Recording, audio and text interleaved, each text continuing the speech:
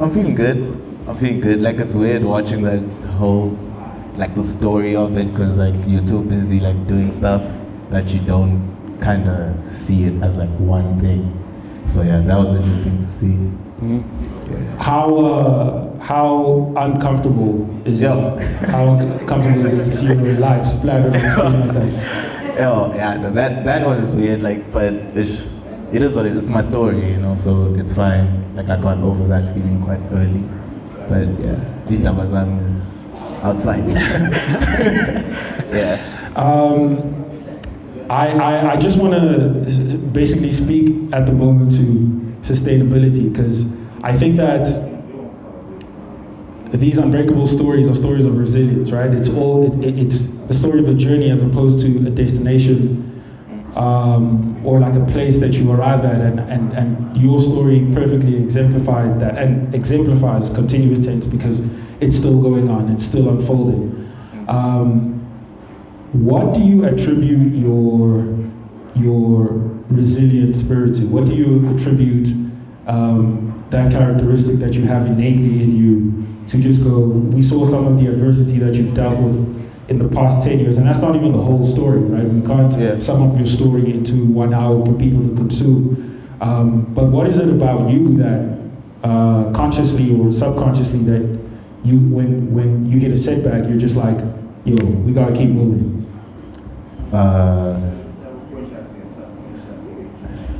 I burned bridges. I burned bridges, and by that I mean like I couldn't, like at med school for instance, I couldn't do both. I had to do one thing. So it's that analogy of burning your ships when you get to like war. So some people used to like go with ships when they're going to war to like another land, and then when they get to that new land, they burn all their ships. So they don't have a choice but to win that war. And that's how I like sort of go at like my life. Like I don't have a choice. This shit is working.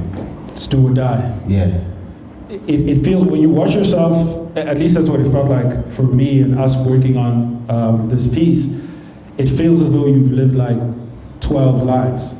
Because of all the things that you've gone through, right? Yeah. But it's like you're a young man still, an accomplished young man who's achieved a great deal in the limited time that you've been alive. If I'm an upcoming musician and I'm looking at your career, don't do that. No, I have to do it. I have to do it. I'm an upcoming musician, and I'm looking at your career and going, yo, this guy is like 30 years old. He's performed everywhere around the world. A-Track knows who this guy is. K-Tronada knows who this guy is. You know what I mean? Chris Martin knows who this guy is. Your music speaks for itself. And I'm going, I know it's not it's a very cliche question, but it's one of those things that everyone is looking at you and going, what is, not like what is the key or whatever, but it's like, what can I take from what you're doing and incorporate into what I'm doing? Yeah. So that I can give myself some steam.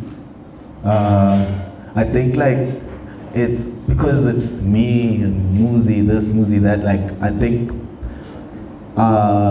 artists don't talk about like their team a lot, like the people that actually get the things done, like your ideas and stuff. And I think like I have a really amazing team. Like I'll be like, yeah, I want a pyramid.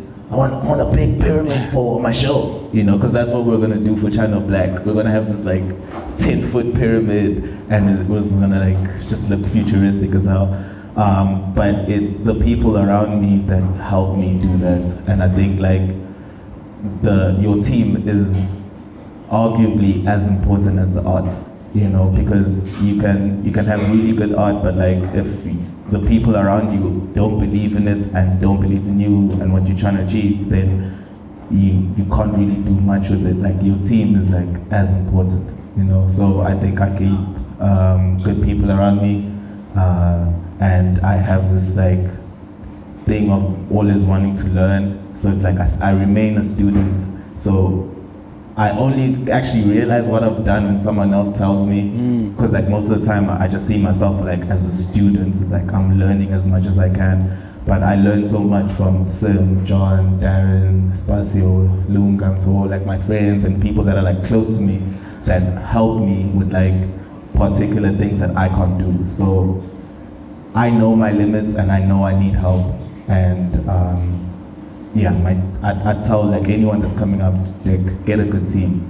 Having good people is underrated. Having good people around you. Yeah. So I always think about something that a friend of mine told me like 10 years ago. And he said his dad always used to say to him two things about when you're in that phase in your career or in your life even, when you're like grinding, when you're like trying to make it. He said two things I always think about. One, his dad always told him, resist the pressure to live outside of your means, right? Because like when you're young, that's a pressure that you deal with on a very high level. And two, is find new ways to stay inspired.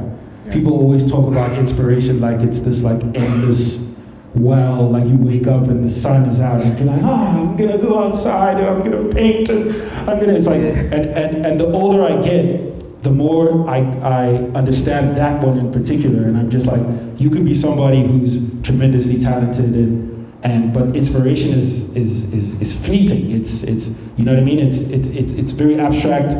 Sometimes it's there, sometimes it isn't. What are some of the things that you do to stay inspired? And is it a conscious effort, or do you kind of just wait for it to come to you? I look at like other types of art that I can't do, because that's always like an interesting thing for me. Like I've been doing music my whole life. Like it's like you know which chord is coming next. You know, it's that's how you get a hit. You put a piano here, there. You know, so like you've sort of studied it. But I really got into like visual arts. I got into like movie making and things that I know that I can't do, because then I'll always look at it with like a fresh like eye. I also like roll a lot with the Spacio. Spacio is like amazing. Shout out to Spacio. When he makes music and he makes a song, I'm like, oh shit, that song is crazy. I need to make some shit that's crazy. You know, like, and then we sort of have this back and forth. We make different types of music, but like we inspire each other in that way. My friends, you know, like I get inspired by things that like I can't do, because music, it's already, because you're just incredible at it. No. you need to tread out the terrain. It's like master this music thing. No, it's like my grooming with that was like when I was a kid, like how I got into it. I think I want to stay true to that. Yeah. You know, like a lot of I don't want to be the guy that gets into like the industry, loses themselves through celebrity, and then 10 years later I'm crying about my masters and all these, I should have made the music. I don't want to be like that. Yeah. So like for me, it's like I just, to keep that the kid that fell in love with music intact, I have to protect that part, so I don't like look at the thing that I already do to inspire me. I just look at other shit that I can't do, and I'm like, oh snap, I know I can never do that. So it's always gonna constantly inspire me when that person is growing, and like I'm a fan.